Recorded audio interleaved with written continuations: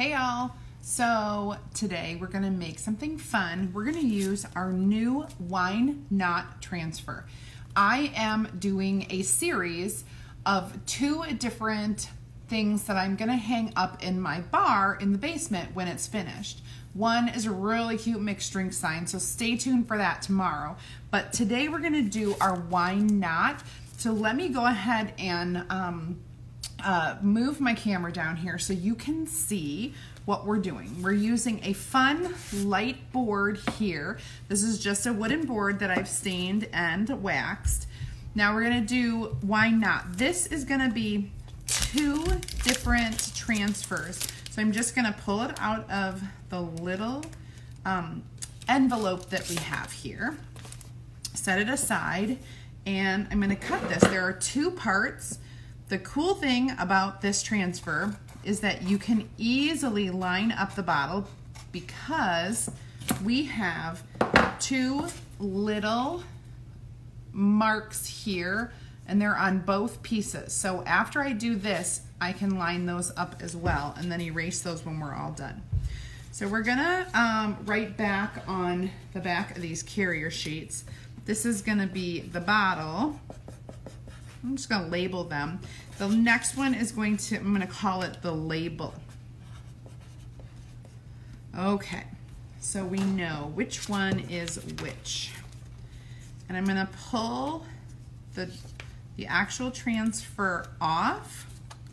Then I'm going to fuzz it on our fuzzing cloth. This is so awesome. If you do not have a fuzzing cloth, I highly recommend it.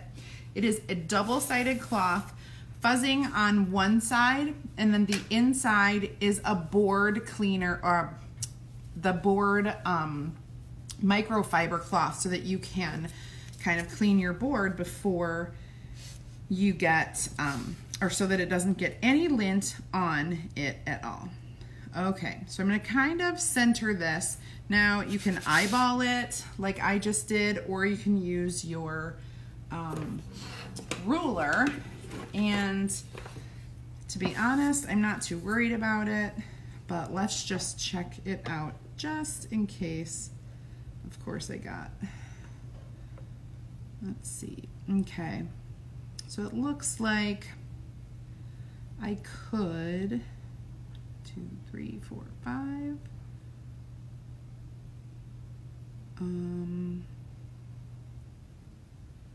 Move it over a little. This is almost 2. That is almost 2. Actually, that's not too bad. Okay. I'm going to go ahead and do this. Now, what I did is I took our aubergine, or however you say it, and I put a little bit of that color down here on my palette, and then I took a little bit of our candy apple and I'm mixing it with that. And it doesn't take a lot of candy apple to change the aubergine. Sorry, I really don't know how to pronounce it. I should look it up sometime, but you know, if you know me, you know that.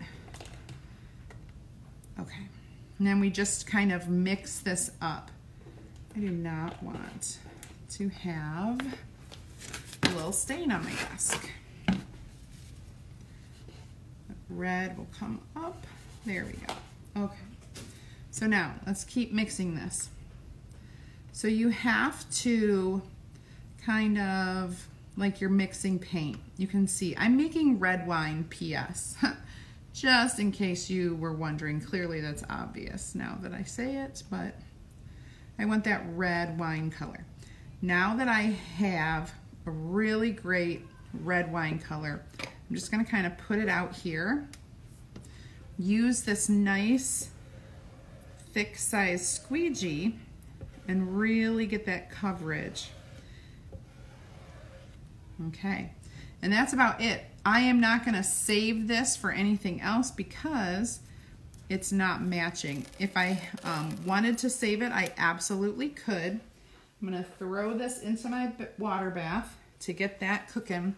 Then we need to dry it. You can see my little marks on there, which will come through after I dry. This is a really nice deep red wine color. I love it. So it was aubergine and candy apple, majority of the purple, and then a little bit of that red just to get in there.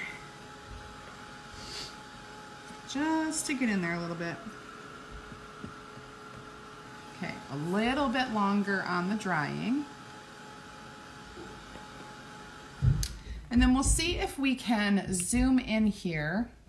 I want you to see what I see. These marks. We're going to grab our other transfer, go ahead and fuzz it a couple times because we're going over chalk paste.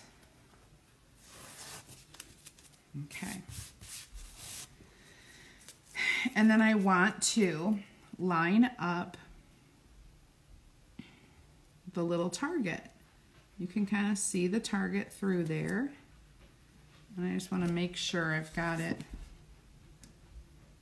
in the right spot. There we go. And the other one too. The other one, only half of it. There we go.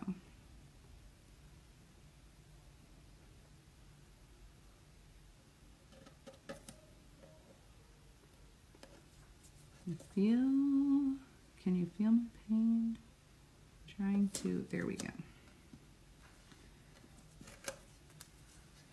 Oopsies.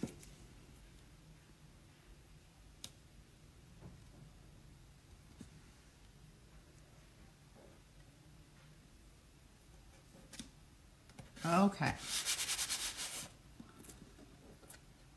I just went ahead and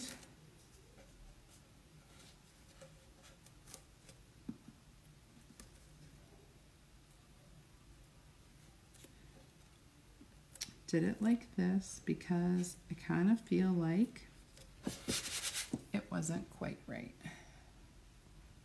So we are lined up, good to go. Now, I want to have a nice color that contrasts the wine color, but that also shows up here. So you could do a white or a yellow, a little bit of a brighter yellow, or even a kind of a green color. We're gonna use eucalyptus, and we'll get that all stirred up, and then we'll get it spread out. Eucalyptus is kind of like a light sage color. It's really pretty. So I'll just go ahead and put some out there and use a nice thick squeegee to get it down. Put all my excess back in there. We're just basically scraping it off. Okay. That looks good. Let's go ahead and peel and reveal. And I am going slow because we are on top of, there we go, there we go. Very, very cool. I love it, I love it, I love it. So we've got the little wine cork in there. The wine knot, it's nice colors. Tomorrow when I do the other one, we're gonna tie in this eucalyptus into that picture too. So stay tuned tomorrow, be on the lookout. And all you have to do with the little target marks is get those cleaned off. Take a little water and a Q-tip, or you can use a little disinfectant wipe and get that taken off. Normally I use a lighter color. However, today I kind of wasn't paying attention and did it with the dark. There we go. Awesome. Super cute. These are gonna look great paired up together. I'll see you guys later. Have a great night.